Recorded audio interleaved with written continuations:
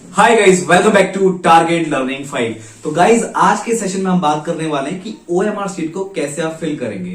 तो गाइस, आप सभी को यहाँ पे एक ओएमआर शीट दिख रही होगी और यहाँ पे इसको कैसे फिल करना है इसके बारे में मैं आपको बताने वाला हूँ। तो गाइस, सबसे पहले आप देख सकते हैं ओएमआर शीट में आपको अपना नाम लिखना है, राइट। अब आपका नाम किस तरह का हो सकता है उसकी बात कर लेते हैं। जैसे अगर मैं अपने नाम की बात करूं तो मेरा नाम अरुण कुमार गुप्ता है, ठीक है। तो इसमें आपको एक स्टार्टिंग का नाम दिख रहा होगा, एक मिडिल नेम दिख रहा होगा और एक लास्ट में आपको एक सरनेम दिख रहा है, राइट। तो जैसे आप उसमें लिखेंगे ओएमआर शीट में अपना नाम, तो एक चीज का आप ध्यान रखेंगे, जो आपको यहाँ पे बॉक्स दिख रहे हैं उन्हीं के अंदर आपको नाम को लिखना है। लेटर आपका उनसे बाहर नहीं जाए।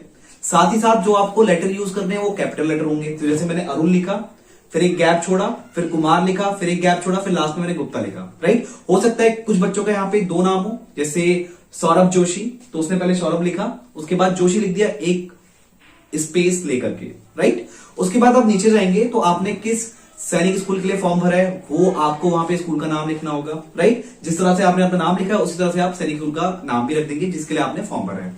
नीचे आएंगे तो वहां पे आपको क्या देखने वाला है कि आपका रोल नंबर। अब रोल नंबर के साथ आपको खास चीज क्या दिखेगी, जो आप नंबर वहां पे मेंशन करेंगे तो उसके नीचे आपको 0, 1, 2, 3, 4, 5, 6, 7, 8, 9 ये आपको नंबर दिखेंगे लाइन से, राइट। अब जो भी आप रोल नंबर भरेंगे, शायद 10 या 11 डिजिट का आपका रोल नंबर होगा, तो जब आप उसको फिल करेंगे तो जो भी नंबर आपने ऊपर मेंशन कर रखे हैं, राइट, तो उसी नंबर को आपको नीचे फिल भी करना है। जैसे आपका स्टार्टिंग का नंबर मान लीजिए 1 है, तो आपको नीचे जाकर के उस 1 पे पूरा गोला घुमाना है, हल्का सा टिक टिक करना है, पूरा गोला कंप्लीटली फिल करना है। फिर अगले वाले कॉलम में आएंगे, आपका मान लो 1 के बाद 2 है, तो आप पहले 0 होगा, फिर 1 होगा, फिर 2 होगा, नीचे 2 वाली लाइन में जाएंगे और 2 वाले गोले को घुमा देंगे, राइट। फिर ऐसे ही आपका नेक्स्ट वाला नंबर कुछ मान लो 5 होगा, तो 0, 1, 2, 3, 4, 5 वाले नंबर पे आएंगे और उस पर गोला घुमा देंगे। इससे आपका जो रोल नंबर है वो पूरा कंप्लीटली आपको गोले से फिल भी करना है। उसके बाद आपका क्या होगा, एग्जाम कोड होगा, उसी को भी आप बिल्कुल उस तरीके से भरेंगे यहाँ पे, राइट। फिर आपका क्वेश्चन बुकलेट कोड होगा, फिर उसको भी आप इसी तरीके से भरेंगे। और अब बात करते हैं कि क्वेश्चन आप किस तरह से यहाँ पे अटेम्प्ट करेंगे, ठीक है। क्योंकि क्या होता है गाइस, जब आप सैनिक स्कूल के पेपर को सॉल्व करेंगे तो हो सकता है कि आप जब क्वेश्चन को सॉल्व कर रहे हो, जैसे मान लो अगर मैं मैथ्स वाले सेक्शन की बात करूं, आपका मान लो पहला क्वेश्चन अगर मैथ से स्टार्ट होता है, ठीक है, तो आपको पहला क्वेश्चन आया, पहले क्वेश्चन का मान लीजिए तीसरा वाला ऑप्शन सही है, तो आप पहला क्वेश्चन बुकलेट में चेक करेंगे और उसके तीसरे वाले जो आपका आंसर, तीसरा वाला जो ऑप्शन है उसमें पूरा गोला घुमा देंगे, राइट। उसके बाद आपने दूसरा क्वेश्चन किया, दूसरे क्वेश्चन का आप मान लो सेकंड वाला ऑप्शन आया, तो सेकंड वाले क्वेश्चन में आप जाकर के जो सेकंड वाला गोला है उसको फिल कर देंगे, राइट। अब ये भी होता है कि आपको मान लीजिए लाइन से 3-4 क्वेश्चन आए, तो आपने 3-4 गोले वहां पे मार्क कर दिए जैसा आपने सीरीज में क्वेश्चन किए।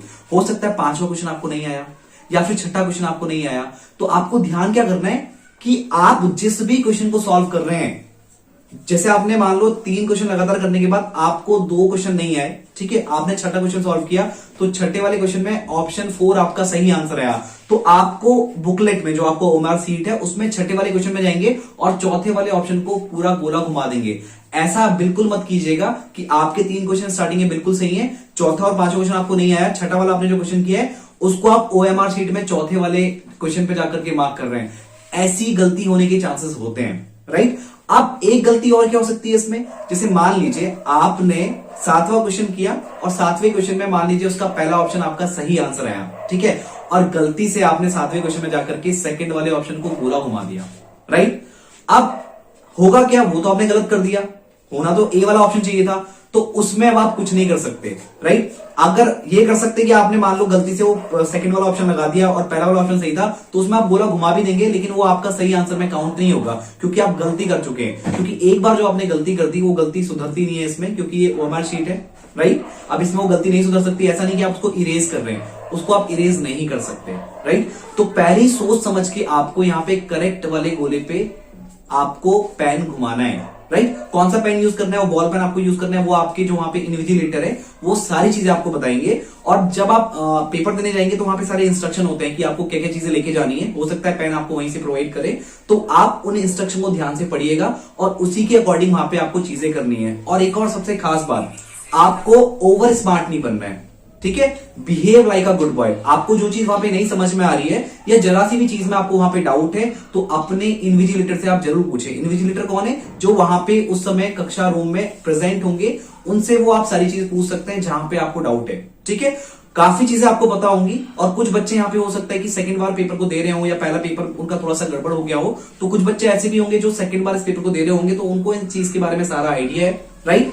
तो वो तो बहुत इजीली सारी चीजें कर सकते हैं, बट वो भी बच्चे ओवर स्मार्ट ना बने। जहां पे उनको डाउट आए तो वहां वो सीधे इन्विजिलेटर को पूछें, वो आपकी यहाँ पे पूरी हेल्प करते हैं, राइट। तो आई होप आपको मेरी बात समझ में आ गई होगी। और एक और चीज, एक तरीका तो ये है जब आप क्वेश्चन को सॉल्व करें तो हाथों हाथ उस वाले क्वेश्चन में आप ओएमआर शीट को भरते हुए चले, या हो सकता है आप 3-4 क्वेश्चन एक साथ कर लें और उसके बाद आप ओएमआर शीट में गोला घुमाएं। बट इसमें इस चीज का ध्यान रखिएगा कि आपका गोला गलत वाला ना फिल हो जाए, कहीं क्वेश्चन ऊपर नीचे ना हो जाए, क्योंकि आपकी साल भर की मेहनत होती है, आप बहुत मेहनत करते हैं, तो वहां पे उसका एग्जीक्यूशन बहुत बढ़िया होना जरूरी है। जरा सी भी आपके वहां पे चूक ना हो, तो इस चीज का आप बहुत खास ध्यान रखें, ठीक है।